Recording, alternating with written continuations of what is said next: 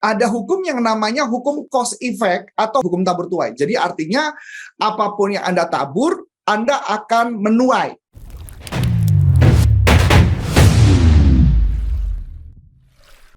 Halo teman-teman, kembali lagi dengan saya Aisyah di YouTube channel NLP for Business. Wah teman-teman, pada sesi kali ini kita mau bahas nih mengenai teman-teman punya nggak sih pengen sukses nggak sih sebenarnya? Nah teman-teman tahu nggak sih dalam mencapai kesuksesan itu ada loh hukum-hukum yang berlaku. Apa sih hukum-hukum berlaku untuk mencapai kesuksesan? Nah kita mau dengarkan Coach Arif nih. Yuk kita simak. Oke, so hari ini kita akan ngebahas tentang mental block dan aktivasi berkaitan dengan law of attraction. Nah, kebetulan materi yang akan saya sharingkan ini benar-benar materinya saya buat secara khusus buat teman-teman. Jadi nanti ketika pembelajaran kita ada sesi latihannya juga dan kemudian ada sesi tanya jawab. Sesi tanya jawabnya langsung aja ditanya ya. Jadi saya sebelum kita mulai jauh lebih dalam, saya mau ngebahas dulu tentang hukum-hukum kesuksesan dulu nih teman-teman. Jadi di dalam dunia ini ada beberapa hukum yang dipegang menjadi dasar untuk berkaitan sukses. Jadi nggak bisa Anda cuma hanya memakai law of attraction aja, nggak bisa. Karena di dalam dunia ini bukan hanya ada satu hukum gitu ya. Termasuk salah satunya hukum gravitasi. Hukum gravitasi apapun yang di atas pasti jatuh ke bawah. Kan itu hukum gravitasi. Nah, begitu juga setiap hukum itu kita harus pahami supaya pada saat kita nanti mau terapkan dalam kehidupan kita, kita bisa terapkan dengan mudah gitu ya.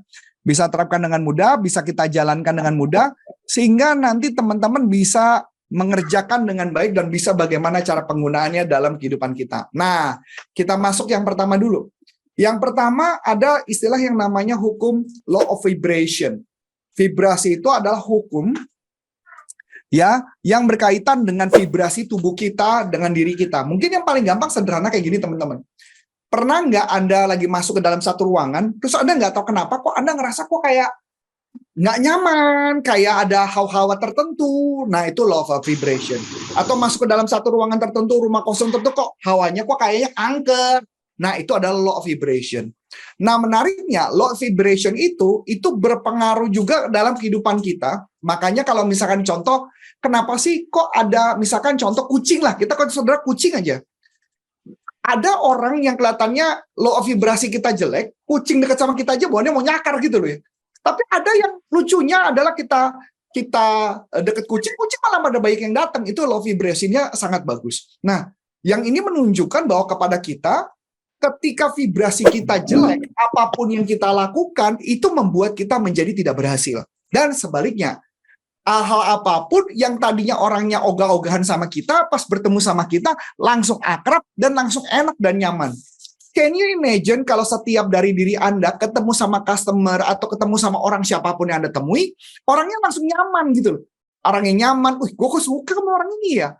Nah, makanya koneksi-koneksi bisnis akan gampang banget ketika law vibrasinya sangat bagus. Nah, makanya kenapa kita harus paham dulu nih. Jadi semua ilmu bukan hanya tentang law of attraction, tapi bagaimana tentang hukum vibrasi dalam diri kita. Gimana caranya hukum vibrasi itu bisa bagus? Bisa, nanti akan dijelaskan. Ya. Yang kedua, ada hukum yang namanya hukum cause effect atau hukum tabur tuai. Jadi artinya apapun yang Anda tabur, Anda akan menuai. Nah, dalam arti pengertiannya Anda menabur hal yang positif, Anda akan menuai yang positif. Anda menabur yang negatif, Anda akan menuai yang negatif. Itu udah pasti terjadi. Nah, banyak orang bilang, berarti kayak hukum karma dong. Iya, saya tidak menjelaskan hukum karma di sini, tetapi kurang lebih konsepnya hampir mirip seperti itu. Apa yang kita tabur, itu yang akan kita tuai. Makanya, apalagi buat teman-teman yang Muslim dan yang Kristen, percaya banget tuh apapun yang kita tabur, kita akan dapat hasil yang berlipat-lipat ganda. Nah, ini adalah hukum cause effect terjadi. Begitu juga kalau Anda mau dapat bisnis meningkat, tapi Anda tidak melakukan apapun, ya kan aneh ya. Kita nggak nabur, kita nggak kerja, kita nggak melakukan apapun, kita nggak melakukan promosi, terus berharap bisnisnya meningkat. Lupakan itu kan ya. Itu make sense gitu loh. Jadi hukum cause effect itu selalu terjadi dalam kehidupan kita. Hukum yang ketiga adalah law of rhythm. Nah, law of rhythm selalu setiap hal ada dua sudut gitu ya, ada sudut. Jadi segala sesuatu yang bisa dianggap positif bisa juga dianggap sebagai sesuatu yang negatif. Jadi nggak bisa segala sesuatu yang positif itu selalu positif, tapi bisa aja di balik yang positif itu juga ada negatifnya. Misalnya contoh ya, law of rhythm. Misalnya contoh, Anda bekerja keras, ya, Anda bekerja keras, tapi di lain pihak kalau Anda bekerja keras, efeknya nanti bisa saja jadi sakit. Ya, itu law of rhythm pasti terjadi tuh. Rhythm itu kan artinya kayak, bisa saya bilang kayak bola bandul ya, bandul. Jadi dia terbang naik ke atas, ke kanan, atau ke kiri. Jadi segala sesuatu ada yang positif, ada yang negatif. Jadi kita kadang-kadang ketika melakukan sesuatu, pasti ada konsekuensi yang kita lakukan. Saya kasih ambil contoh lagi, saya nangani satu kasus di daerah Pekanbaru, itu ada satu orang anak yang kelihatannya agak bermasalah, anak remaja, yang dimana orang tuanya maksudnya mau tegas ke anak itu, maksudnya baik, tapi anak itu menerimanya buruk, makanya anak itu sempat mengalami gangguan mental dalam dirinya. Nah, itu law of rhythm. Nah, berikutnya adalah law of relativity. Law of relativity itu adalah tidak ada baik atau tidak ada buruk, tergantung dari persepsi. Saya kasih contoh misalnya. Saya kasih contoh yang sederhana, misalkan contoh. Anggaplah saya adalah omnya Pak Darwis ya, M. Darwis nih. Anggaplah saya omnya. Kemudian saya menghina gitu kan. Saya menghina Darwis gitu. Ah, lu tulang miskin, ngapain lu sosok mimpi-mimpi jadi orang kaya? Itu mungkin buat orang tertentu itu dianggap negatif, tapi buat Bro Darwis enggak. Dia anggap gue buktiin nanti, gitu saja ya.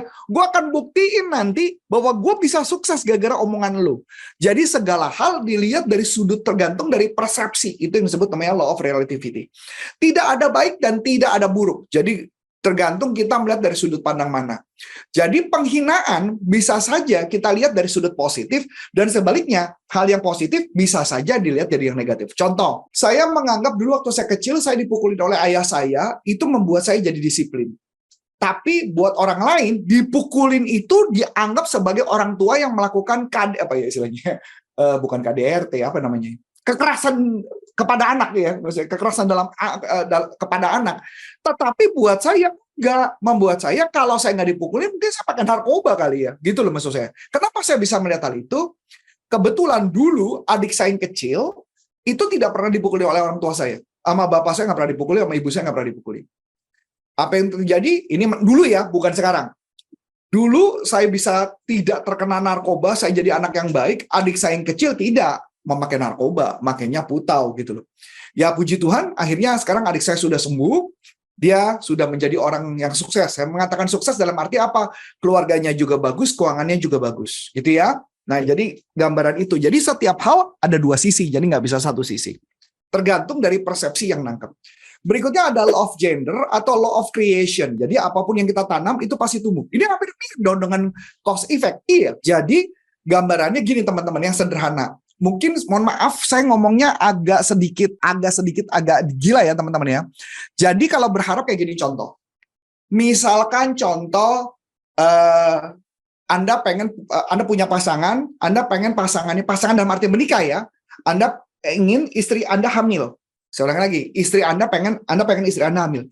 Tapi Anda tidak pernah melakukan. Paham ya? Ini bulan puasa, jadi kan nggak mungkin ngomong terus ya. Anda nggak pernah melakukan. Kira-kira bisa hamil nggak istri Anda? Nggak bisa.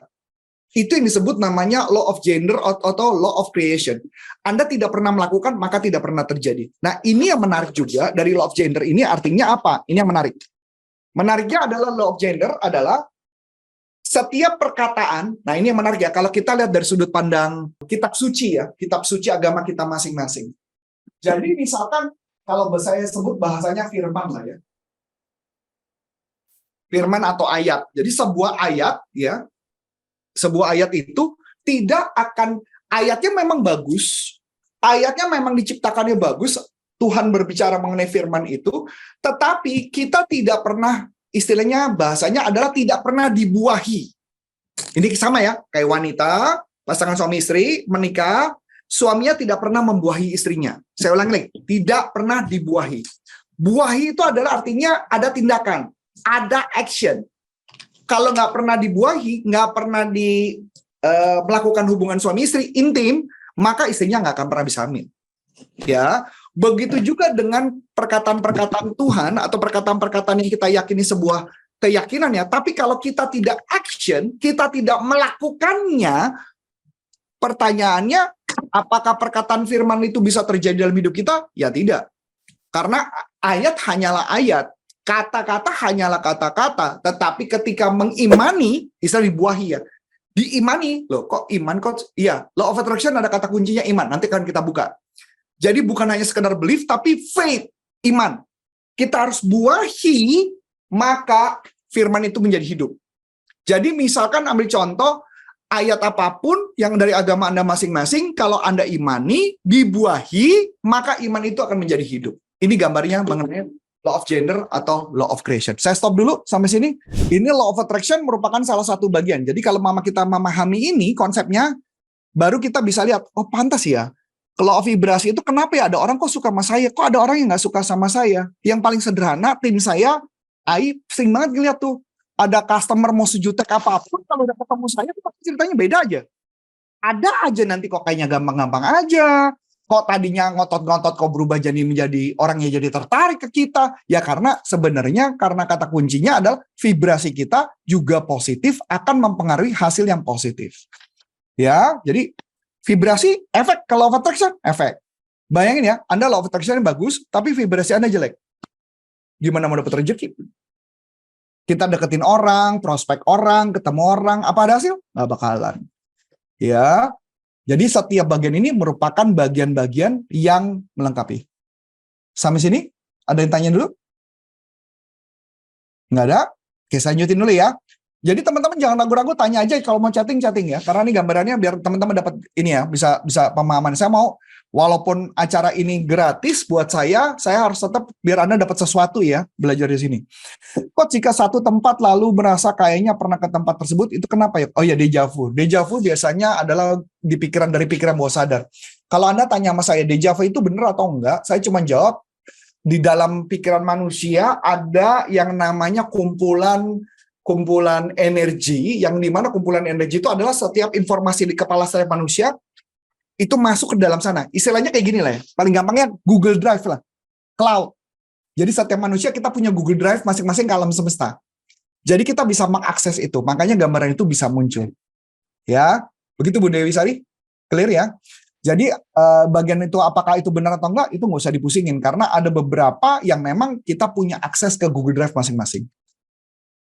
Bro Rambo, hukum rhythm, law of rhythm itu artinya setiap tindakan manusia itu ada sisi yang bisa, setiap hal yang baik pasti ada yang buruk.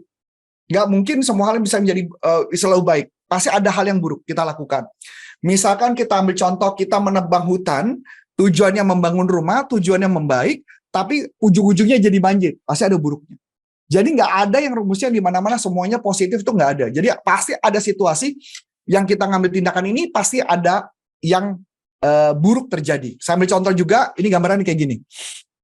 Saya pernah mengajar di salah satu perusahaan, waktu itu kami mengadakan acara super camp. Mungkin di teman-teman di sini kayaknya ada yang tahu lah beberapa, gitu ya. Nah, jadi saya kasih gambaran dulu. Ketika itu udah malam, saya capek banget, dan waktu bukan malam itu di jam pagi tuh, di jam 2 pagi tuh. Waktu itu ada orang yang minta terapi sama saya. Coach, boleh nggak saya diterapi? Saat itu saya terus terang udah lelah banget dan saya cuma ngomong, boleh nggak terapinya sama teman saya yang satu lagi karena ada coach yang lain, boleh dibantu, kami akan bantu terapi. Dan you know what? Dia nggak mau. Dia nggak maunya masih nggak masalah sih. Besok paginya tersebar gosip. Tersebar gosip adalah Coach Arif egois nggak mau nolong dia. Nah, kan lucu ya, jadi artinya law of rhythm, apapun yang saya lakukan tujuannya untuk istirahat, dia menganggap saya egois.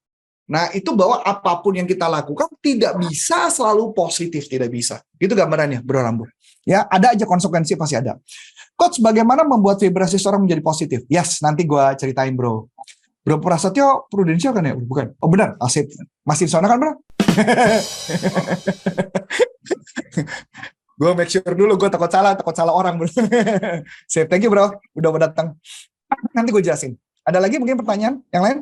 Biar apa? Biar supaya teman-teman nanti ketika menggunakannya bisa tepat ke sasaran. Jadi kita tuh tahu satu hukum gitu, seakan-akan hukum law of attraction aja. Padahal enggak gitu loh. Law vibrasi itu kalau orang-orang kuno gitu ya, atau orang-orang kejawen itu bisa dibilang kayak ilmu pelet gitu, ngerti nggak? Jadi kayak law vibrasi itu artinya orang atau semar mendem lah, kalau zaman Pak Harto dulu semar mendem gitu ya. Begitu disenyumin pokoknya oke aja gitu loh. Nah itu law vibrasi. Tapi itu ada sainsnya, nanti kita akan bahas sainsnya. Betul bro Rambo. Memang ada situasi nggak enakan, betul, pasti terjadi.